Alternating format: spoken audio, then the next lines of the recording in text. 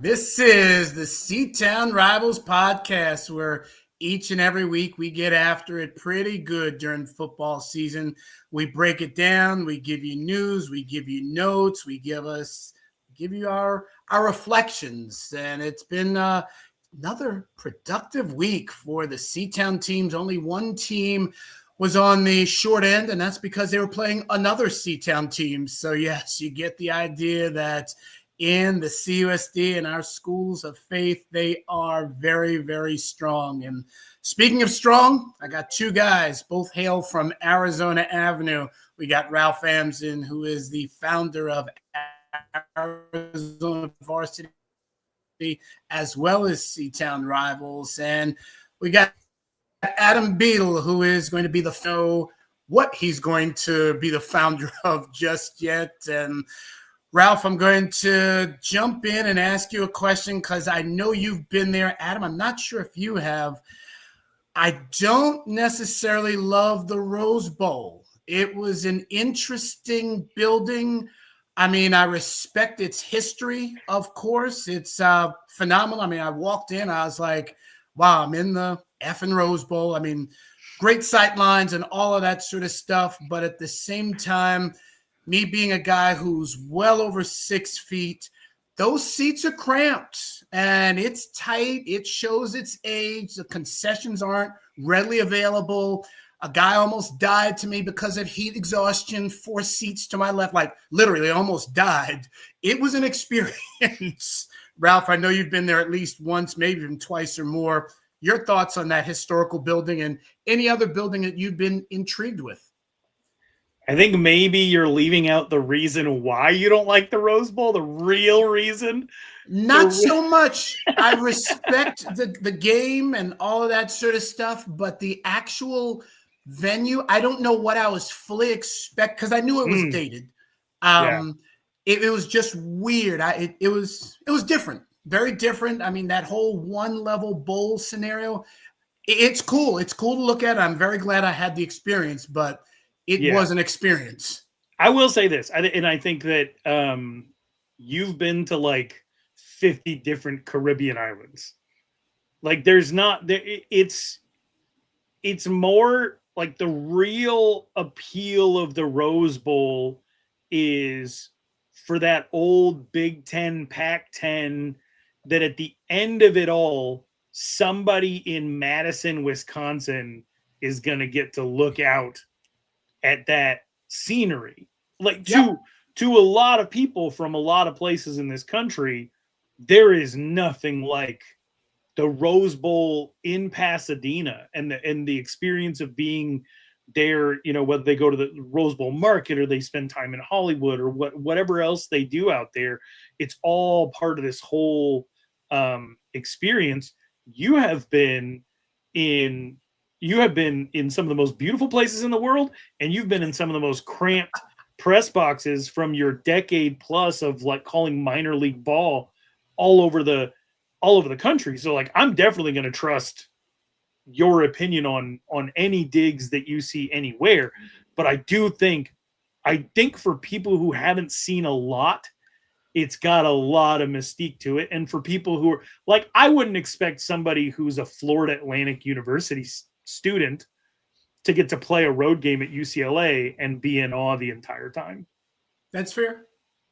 But I've been in there once when it was maybe 80% full, which is the most full I've ever been in there. And it was night and the sun had set, and you know, there was more people. There was 4 times the amount of people just in the bowl than the city where I was born.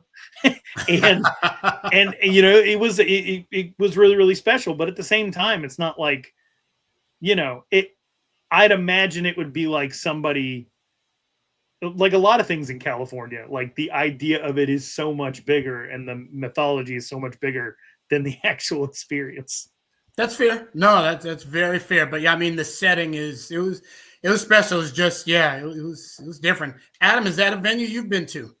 I haven't seen a game, but I was in Pasadena, California one time and took like a tour of it. It was like probably some random day in July. Just went around and like saw like UCLA's locker room and all these other spaces that they have, and walking around kind of the concourse area, and just even being in there is pretty cool. I kind of agree with Ralph. Like it's less kind of about like the actual structure of the stadium, which probably hasn't been renovated in gosh, who knows how long. Right. But more of the idea that this is one of the most historic places in college football. I've never been to the Cotton Bowl, but I would almost guarantee that the Cotton Bowl is fairly similar to the Rose Bowl. And it is still on my bucket list to go watch the Rose Bowl game someday there. I've always been a big advocate that I think that the college football year should end every single year in the Rose Bowl, that they should play the national championship inside the Rose Bowl every single year. That is something I will die on a hill on. And kind of the last thing is just, Jerry Neuheisel's just an absolute dog when it comes to playing in the Rose Bowl and then coaching there. So the Neuheisel name in UCLA is certainly very, very big. And no, it's what's the Neuheisel Arizona high school football connection, Brett? Wow, that's a good question. Neuheisel and AZ, I don't know. Rick Neuheisel was the head coach of McClintock. Was he really? Yeah, back when they were winning championships, for sure. Wow, I did not know that. Okay, no, that's good stuff. No, that's very cool stuff. No, it's the bloodlines and the ties run really, really deep. And I'll say what else is deep. The small school football that we cover in the C-Town realm. And this past week, Valley Christian and Seton Catholic got after it. Actually, it was the rubber game of that series, so to speak. It was the 15th meeting all time between those two schools. Each squad had won 7. And I'll say the respect that those two schools and the teachers and the admin give us as a podcast is really, really special. I mean, Adam, I mentioned to you earlier, the IT guy, John Hunsiger, came over technically in the opposing booth. And there really is no opposition for me between Valley Christian and Seton Catholic. Both schools have just welcomed us. Ralph, you know how deep and just the alums of Seton Catholic and how well they've supported us over the years. And I'll say, Shoebridge, the athletic director, he has he's really been great to us. Buchanan earlier in the days, we weren't as close to him. There was never any negativity, but Seton Catholic under Shoebridge is really just taking it over the top. They really enjoy the three of us getting after it. Well, I am so curious. It had to be a really cool experience. Love the photo of you up in the broadcast booth. Do have to issue a correction before anybody sees this and starts screaming at me. Rick Neuheisel was not the head coach of McClintock. He was their quarterback before he was the quarterback of UCLA. So he was UCLA's head coach and was the Arizona Hotshots head coach. Arizona Hotshots. Oh, wow, the Hotshots. Was he really? Yeah, he was. He was. However, he was the quarterback at McClintock High School. So quick correction. But I do want to get to this game because it looked like had you been tweeting this game instead of calling this game, your phone would have died. Yes, it would have. Yes, it would have. I never imagined that there would be 86 points involved. If you had said that Seton Catholic would score 38, I'd be surprised. Especially with their O-line is borderline decimated. They lost another young man during the game. So, they did really well. On that night, they probably beat just about any other team or certainly hang with anybody. Patrick Conley was just amazing. Corey Edwards did what he was supposed to do. RJ Fogarty, he's just a beast. They were hungry, and it was great, an internal game. And, of course, Austin Shooter went nuts. But to see these two schools get after it and the fan bases really enjoy the camaraderie of one another, it was great. It was great to be a part of and just kind of sit back and watch small school football on a Friday night in Chandler. Adam, I'll ask you, you like to stay on top of the stats, and we talked a little bit about quarterbacking last week. These two quarterbacks, Austin Shooter and Patrick Conley, they may not be in that realm of the Jax Sculleys and the Brody Veers, but at the same time, they more than hold their own and are doing very, very well for their schools. Yeah, absolutely. And I think the big key that I talked about for Seton Catholic going into this game was to figure out to find the way to pass the ball. But they absolutely did. I think Patrick Connolly threw for near 300 yards in that one. So seeing the level of display of both offenses in this game was intense. It still kind of blows my mind on how many rushing yards Valley Christian had. And the fact that it was only between two guys. Austin Schroeder had about 166 yards rushing and 3 touchdowns, and Caleb Goldman had another 100 something. They had 277 yards total between two guys on the ground. That you see rushing yards like that in a game, like that's normal. Between two people is something that was very surprising for me. I think you would agree, Brett, and I think the score reflects it, that there wasn't a whole lot of defense played in this game. It seemed to be a very back and forth scoring affair. So, always great to see these two teams play up against each other. And like we mentioned last week, especially now that it's a conference game, and two quarterbacks that are definitely going to be sort of keystones for the programs in the next year or so. Stefan Weiss, he is the punter for Valley Christian. And Jake Peterson said, we don't necessarily hope to punt a lot, Brett, but when you finally get to see Weiss, you'll see why he's getting some looks from the big boys. Michigan and Alabama are looking at him. And Adam, I don't know if you remember Austin McNamara. Ralph, Yes. You certainly do. Okay, yeah. Mhm. I can't put him in that classification yet, but he is about as good of a punter as I've seen in a very, very long time. I mean, he's D1 material. I mean, he's really good, and special teams is always deadly, but at the 3 level, it's even more deadly. Well, Valley Christian's kind of been this almost hidden gem of special teams products over the last couple of years. Obviously, Dominic Zvada over at Michigan. Cal, I'm blanking on his last name right now, who's the long snapper over at TCU, and now they got Weiss as well too. So they got a kicker. They got a kicker out by me, about a half an hour from me at Gardner Webb. That's right. So wow. It's just it's been very interesting to see a small school produce so much. Not that it's random, but to see them produce so many highly touted special teams players, and really just, Valley Christian hasn't had a whole lot of big name players come out of the school, and the fact that the majority of them have been special teams products is really something you just don't really see. But it's cool. It's awesome. It definitely is, and both teams have the week off. What's great, Valley Christian, they've got the number 2 seed for now. The rankings came out this morning, and Seton Catholic, they are 11.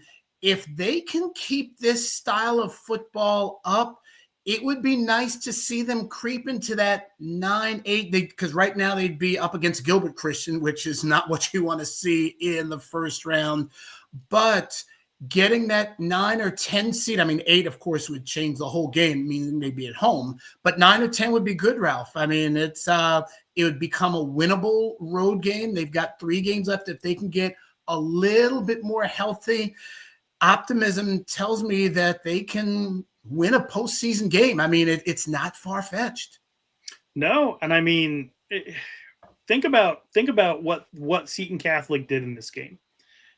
Set a season high for completions, set a season high for passing yards, had the 3rd highest total of rushing yards in a game, had their highest total of rushing touchdowns in a game all season long, and their 2nd highest total in receiving touchdowns. Like they've played some of the toughest teams in the entire state. Valley Christian has played some of the toughest teams in the entire state in their classification. I would absolutely love to see both of these teams in the postseason based on their resumes, based on every one that they have played. We have seen at the 6A level, we've had Chandler Unified School District teams that we've reported on year over year over year. Some of it, Basha made the playoffs back-to-back years at 3 and 7. That's right.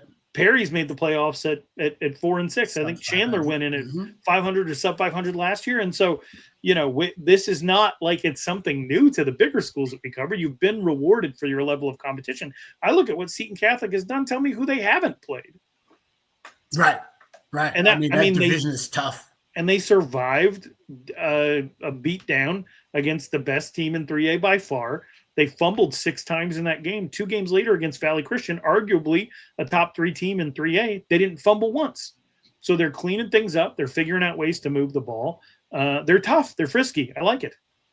The one thing that I'll definitely say that we'd all agree on, they got to convert their extra points. They got to find a way to get those conversions, because you don't want to score 5 touchdowns and still just have 30 points. You want to have 35, you want to have 32, 30. You gotta convert. You got to have 7 more often than not than just 6. And as they progress into the playoffs, hopefully that is something they can clean up. But that was something that I did have to mention. Go get some. If you want to convert, go get somebody to convert. Go get a Valley Christian student to take up Catholicism. Bring them in. Conversions for conversions.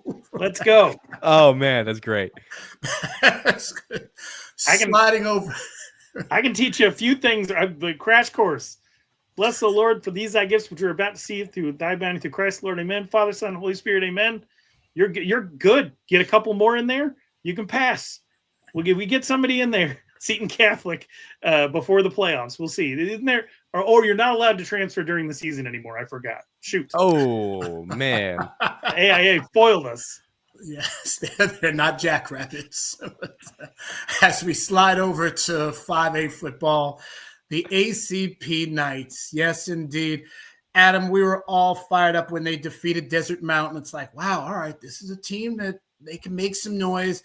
But here they go defeating Mountain Pointe physically. This shows that ACP can hang and beat anybody they step on the field with. Gunnar Schmidt has taken control of that offense. Yes, we certainly want to see Heinrich back in there, but they haven't dropped at the quarterback scenario at all. They're getting it done. It's good to see them move the football and play defense and defeat some of these teams. Yeah, I'm just gonna go on the record and say right now, I really don't think ACP is gonna lose another game this season. I love this team. I love the coach. Coach Zellner's done a phenomenal job. I love the players and how well they've bonded with each other. I love the resiliency they play with. And like you mentioned, Brett, Gunnar Schmidt is just doing everything right. And I don't really think that there is more that you could ask him to do than what he's done, stepping up and having the type of performance and having that same camaraderie with his receivers that he's had. And I think a lot of the credit also has to go to how well this ACP offensive line has done this season in protecting their quarterbacks, especially against a team like Mountain Pointe, who has some physical edge rushers, if that, and also some that front 7 as a whole from Mountain Pointe is very talented, especially coming down from the 6A level. You're facing a lot more talent, and this ACP offense has held their own and been able to put up points. I think that has been the kind of one of the biggest secret top performances from this season as a whole in the 5A conference is the job that ACP's offensive line has done this season. It's strong. It really is. And Ralph, it's weird. ACP, like we can't say out of nowhere because we've obviously been talking about them for years now. But when we started, there was no ACP, and Mountain Pointe was running things in 6A. And here we see the Knights really the Knights have pride and then some. At this point, I don't really know what to say anymore. I'm just kind of along for the ride. We covered this team's playoff run last year. I think I was shocked. I got to go out to that Snowflake game. They dropped 60 in a semifinal against one of the best teams. They have won 14. Oh, somebody's got a delivery. They've won their last 14 regular season games against Arizona teams in the regular season. That streak goes even longer. This is like that. All they know how to do is win. And then they play Mountain Pointe, which is historically a very, very impressive program. And they struggle against Sonny Norwood, the very talented freshman running back, but they bottle up everybody else. 8 different players on this offense touch the football. So you have everybody involved in a win. 6 different players on defense have a tackle for loss. 5 different players have a sack or at least a share of a sack. And then on top of that, your punter, Hudson Fowler, he only takes the field twice. And what does he do both times? 47-yard punt. Both times, as good as it gets. And so your entire team is involved in your success. And it's just like and now you get to the part of your schedule where you can rotate some more guys in, include some more people, and that culture just builds and builds and builds. It's a very cool thing to see. Brett, I think you brought up a good point, kind of how, this ACP team didn't even exist when you guys first started this, and Mountain Pointe was running the table at the time. And a lot of people might come at me for this, but it really shows how much stronger the city of Chandler is compared to the rest of the valley. I'm going to be the one to say and just put it out there that it really shows when you put these schools in the Chandler area, right? You're going to pull a lot of talent because there are a lot of people in that area. You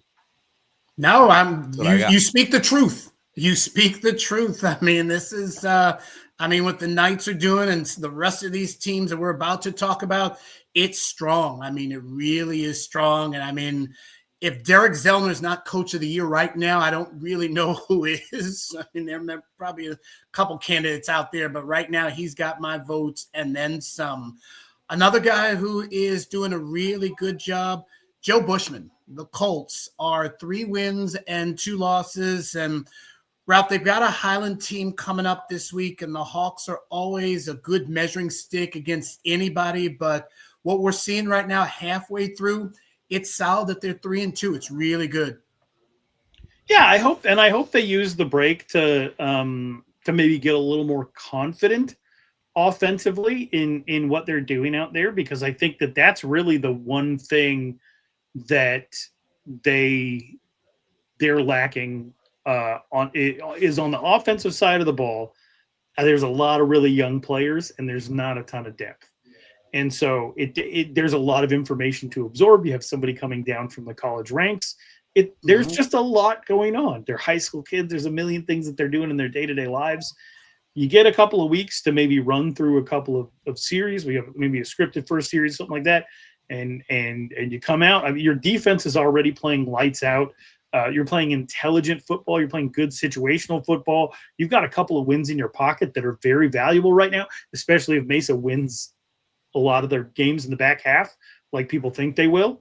And so I'm really interested to see how this works to their advantage.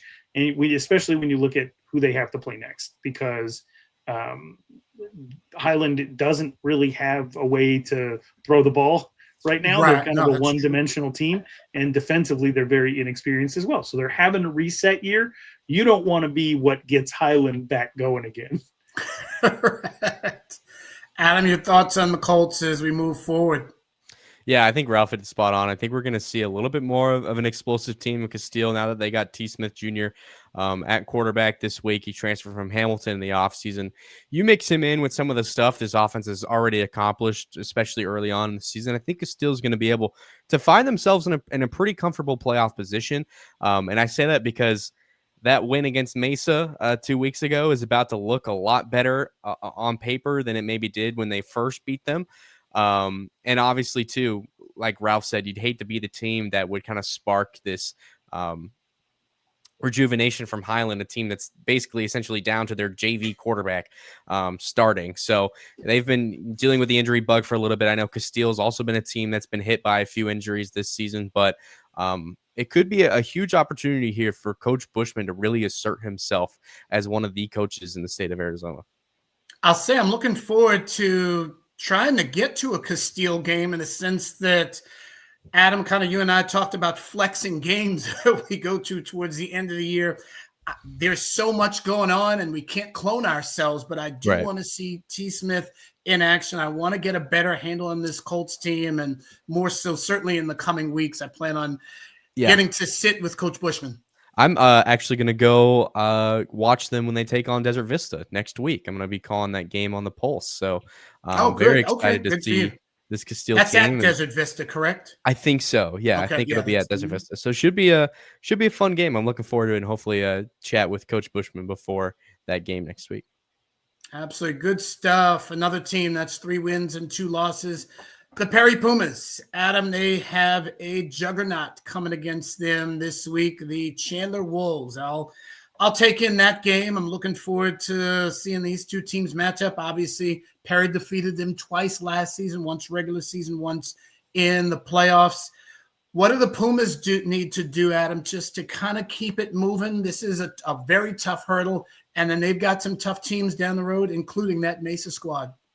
This is going to be much more of a challenging game for Perry than it was last season. I think you look at Chandler at this point in time last year, they were dealing with some injuries. It kind of felt like the team wasn't exactly on the same page at times, a little disconnected.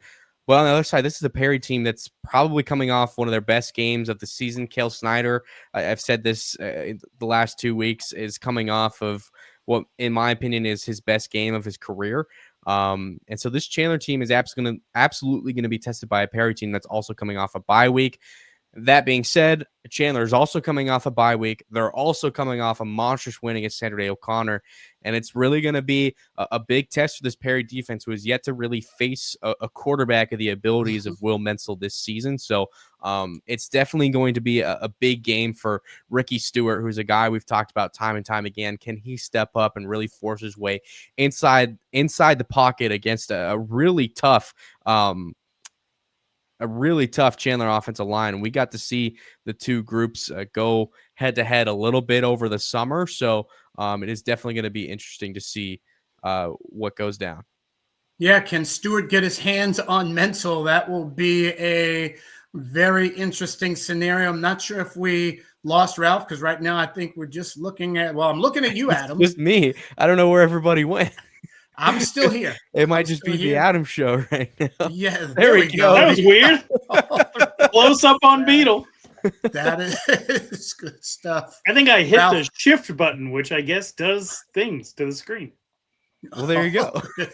Ralph, Chandler, and Perry getting after it. And right now the Wolves seem to be one of the teams to beat in all of the Arizona high school landscape. They definitely are, and I know that they've been thinking about this Perry game all year, because it's been 2024. There were no wins over Perry, and they had multiple opportunities to do so. This is still a lot of the same Perry roster that got that win.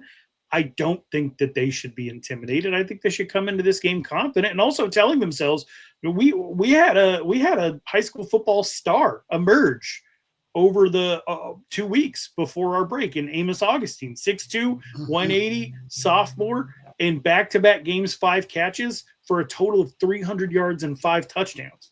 That's and nice, so right? Yeah. you know you have a lot of you were on this team that beat Chandler twice. Will Menzel was playing quarterback for them. A lot of the same players were there for Chandler. Sure, it's a different coach, but at the same time, you got something different. You got a little something up your sleeve too. So I think they should go into this game feeling confident.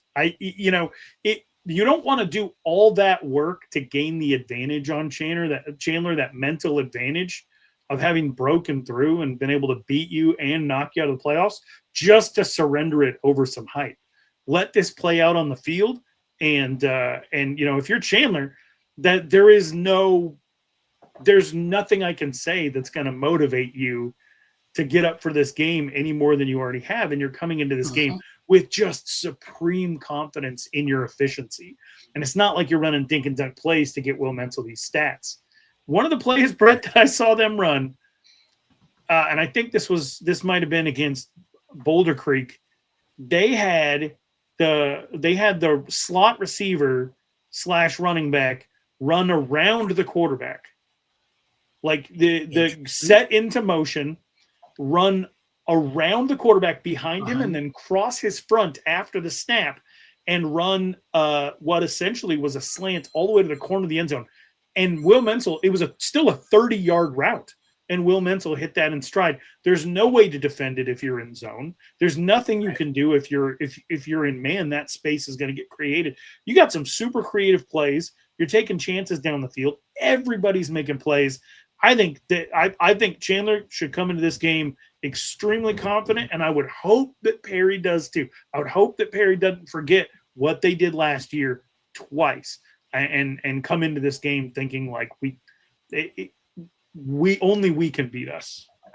Sure. No, this will be a fun one to go to. Obviously, a lot of people will be out for that, and Chandler and Perry, their history runs deep. And before we move to the next team, definitely want to just give a quick shout out to the Topping family. Their son is a O-lineman on the Perry Pumas team. I had some quick business interaction with them. So thank you guys, and I appreciate the Topping family. Of course, we appreciate Podwork Studios. We'll be back in there in 3 weeks, and we'll get it popping, and we'll have, again, a different look, as we really like to bring you all of the notions and motions and everything of that nature.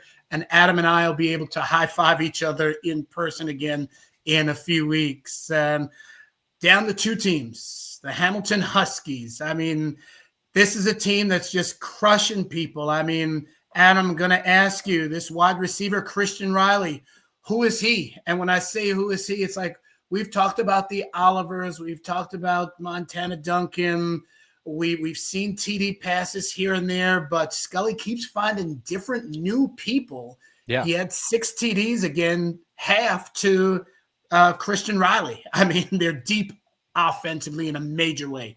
Yeah, they're very deep. Christian Riley is definitely a guy that stuck out to me when I was watching this team this summer. He's a transfer from Basha. So just coming in and making an immediate impact on this Hamilton team, like you mentioned, already has a ton of talented wide receivers. I wanted to look and see how many different guys have caught a pass from Jax Sculley this year. We've got, Roy Oliver, Montana Duncan, Christian Riley, Devontae Roebuck, Keaton Fields, Roy Oliver, Roman Oliver. There's just so many dudes on this team. So many guys, more that I didn't even name. So I think we talked about how deep this Basha team is, but I think it's also worth mentioning how deep and how similarly deep this Hamilton team is. It is. It definitely. I mean, it's going to be a battle in a couple weeks. I'm looking forward to that.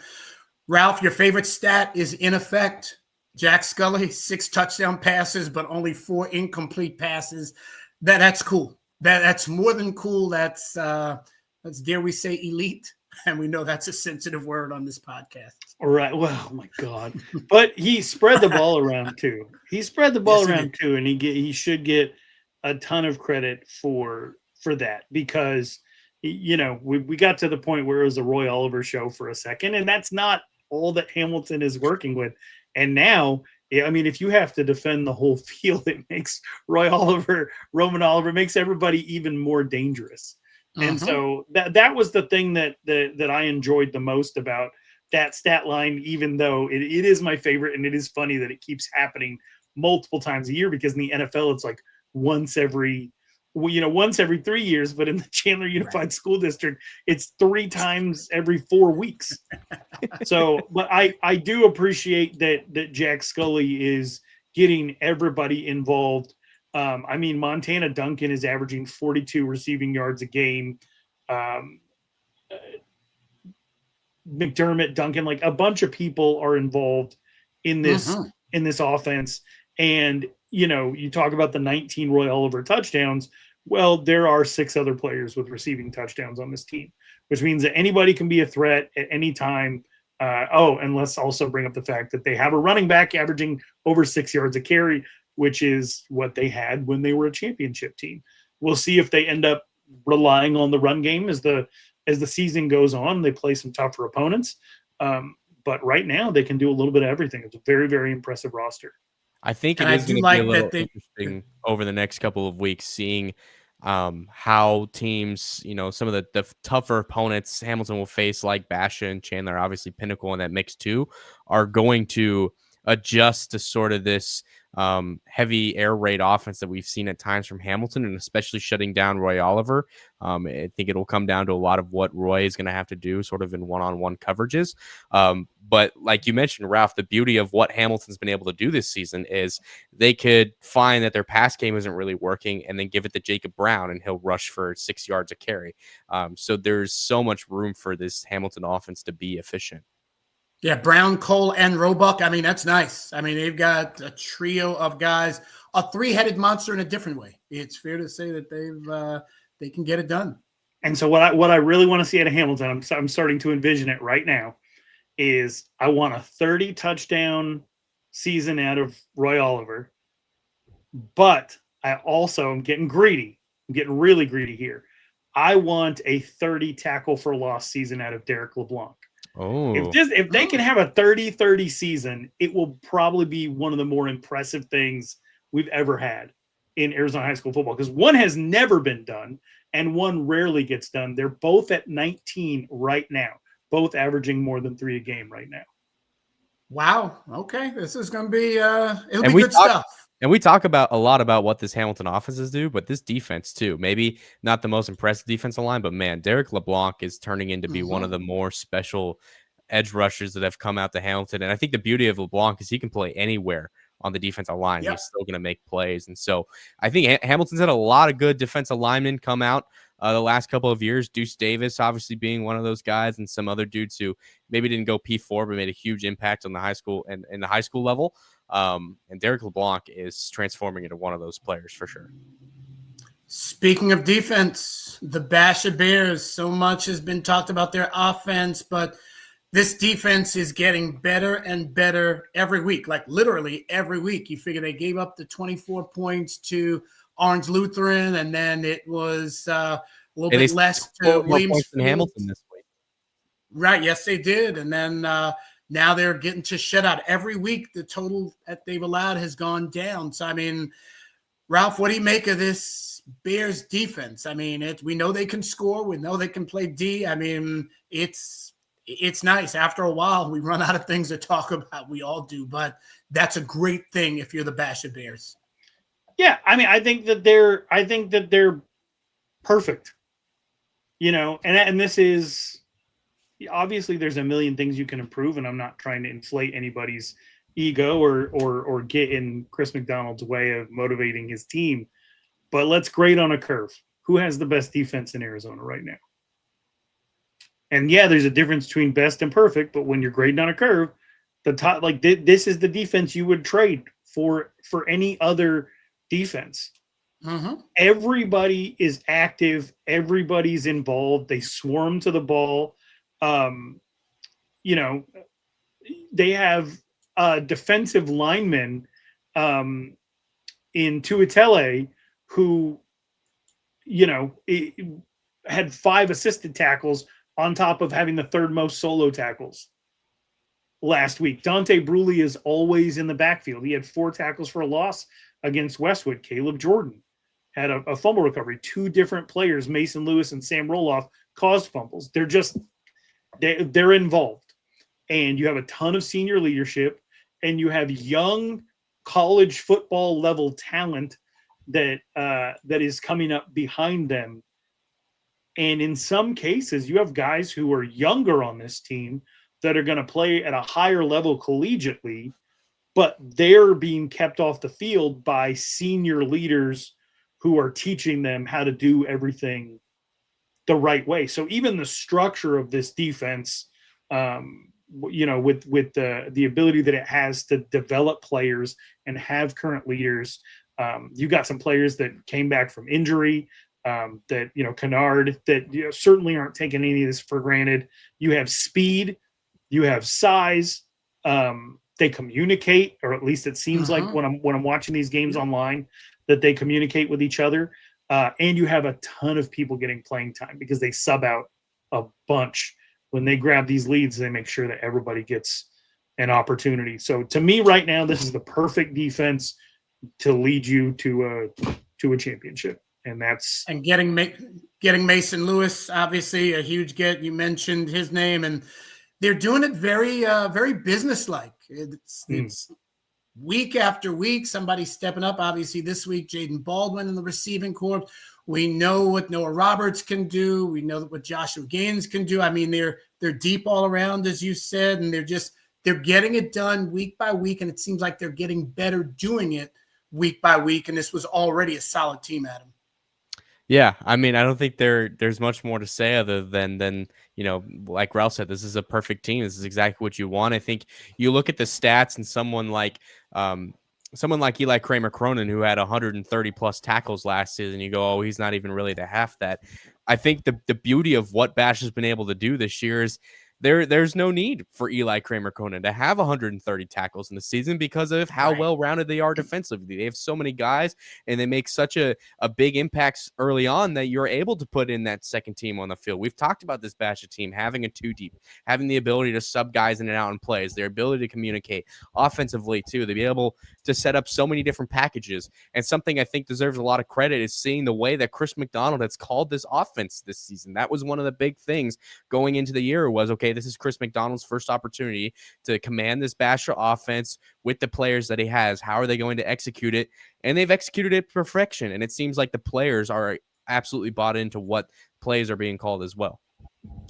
And this too deep, it truly is for real too deep. It's not just on paper. No, they've got basically two at each position that can really get after it. So, I mean, the Basha Bears are looking really, really good. Obviously, Hamilton's looking good, but this Bears team, what they've done has, in a sense, been expected because they were arguably number one or number two going into the season, and they haven't really let up, so to speak. They're blowing out the teams they're supposed to. And I think the biggest thing that we've all kind of touched on, over whether it's this episode or in previous weeks, a lot of guys are getting rest. They're not going to be gassed come back half of November. They're going to be well rested collectively. So this is a team that we expect a lot out of, and we've seen a lot out of them. So it's so far so good. But the Basha Bears, indeed, they are off this week, and we'll see what goes. Ralph. I wanted to add one more thing, just because you talked about how they've been businesslike, and all I can think about is the fact that they got humbled in the Open Division Championship. In fact, none of the championships were very good last year. And if you look at the teams that were on the other side of those beatings, they are a combined 19-3. And one of those losses is Mountain View losing to Basha.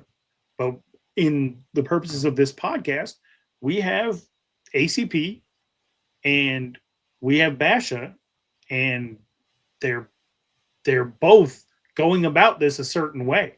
And you have to wonder if there is some type of advantage to your season ending in that way and being so close, but not actually attaining it. Because Chris McDonald talked to us, Brett, that one of the harder things for him was to coach a team that had just won a title. Right. It's true. Because so much changes. But now it's been 3 years. You've cycled a lot of those kids out, and the kids that are on this team, they've experienced the progress of a semifinal loss to a West Valley team and a championship loss to a West Valley team. And so if you're a junior senior on this team, contributor, all you have known is getting this close. And that's got to do something to you. And I wonder if some of the same of that's going on over at ACP as well. That's true. No, it's a great point. And yeah, and not only is it getting this close, but it's getting close against the West Side. It's like they want to do it for whether it's C-Town, for the CUSD, for the East Valley. I mean, there's that underlying rivalry between East and West. So now it's the hunger factor is there, Ralph, as you mentioned, for a couple of teams. And yeah, it's going to be good. The rankings will be out next week. So we'll start to be able to figure out the position jockeying that's already out for the small schools. And Chandler Prep, I guess, also in 2A, they are ranked number 9, but that's going to be a little bit different because the 2A playoffs, that Week 10 opponent has yet to be determined. The one thing I do know is Chandler Prep will be on the road for Week 10. That's how it works out for their region, actually. So we'll keep you posted. We'll stay abreast on all of it. Adam, any final thoughts? No, I'm just excited for this this latter end of the year. We've got a lot of good games. Obviously, Perry Chandler this week, Hamilton Basha, all those big games. I heard Hamilton Basha might get a little bit of national attention was talking to some people, so I have to stay tuned for that. But I Mhm. believe there's something big coming for that game. Good. Very good stuff. That's awesome. Ralph, any final thoughts? No, man, I'm pumped. Chandler-Perry, round 3. Let's go. Here we go. We'll see you guys next week. This is the Seatown Rivals Podcast.